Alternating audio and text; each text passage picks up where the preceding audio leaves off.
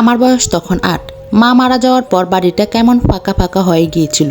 বাবা সারাদিন কাজ করতেন আর আমি বেশিরভাগ সময় একা থাকতাম। 1 বছর পর বাবা আবার বিয়ে করলেন। সবাই বলল এবার মেয়েটা ভালো থাকবে, কিন্তু ভালো আর নিরাপদ এই দুটো তো এক জিনিস না।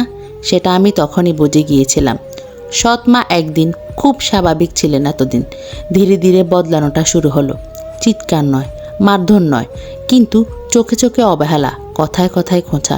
ভুল হলে বলতো তুই তো কিছুই পারিস না, কিছু পারো না। ভালো কিছু করলে বলতো ভাগ্য ভালো ছিল, কৃতিত্বের কিছু নেই। বাবার সামনে তিনি ছিলেন আলাদা মানুষ, খুবই ভালো। আমি কিছু বলতে গেলে বাবা বলতো এত সংবেদনশীল হইও না, উনি তো তোমার ভালোর জন্যই বলেন। আমি চুপ হয়ে গেলাম, কারণ বুঝে গিয়েছিলাম এই বাড়িতে আমার কথা বিশ্বাসযোগ্য না। ধীরে ধীরে দায়িত্ব বাড়তে থাকলো। স্কুল থেকে ফিরে কাজ শেষ হয়ে গেলে তারপর খাওয়া পেতাম, না হলে পেতাম না। ভাই বোনরা খেলতো, আমি বাসন মাজতাম।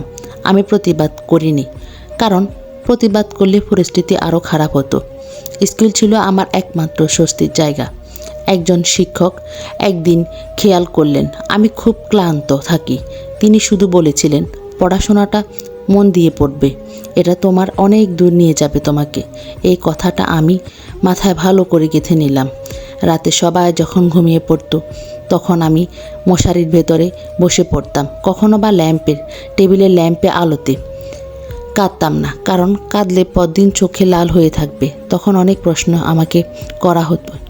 ফলাফল হলো, আমার যখন পরীক্ষা দিলাম ফলাফল বেরোলো, রেজাল্টে আমি স্কলারশিপ পেলাম, খুবই ভালো রেজাল্ট হলো। বাড়িতে কেউ খুশি হলো না, কিন্তু কেউ আটকাতেও পারলো না। নতুন জায়গায় গিয়ে আমি প্রথমবার বুঝলাম সব মানুষ কঠিন নয়, সব বাড়ি ভয়ের নয়।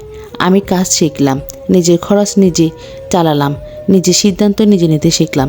কষ্ট আমাকে ভেঙে দেয়নি, ধীরে ধীরে শক্ত বানিয়েছে। আজ আমি পিছনে তাকিয়ে দেখি সৎ মায়ের অত্যাচার আমাকে শেষ করেনি, আমাকে শিখিয়েছে চুপ করে থাকা। সহ্য করা মানে চুপচাপ থাকা নয়, ধীরে ধীরে এগিয়ে যাওয়া। চুপ থাকা মানে আপনার অনেক কিছুর জবাব দেওয়া। এই গল্পটা শুধু আমার না, এই গল্পটা অনেকেরই। যারা সৎ মায়ের সাথে বসবাস করেন তাদের এই গল্পটা।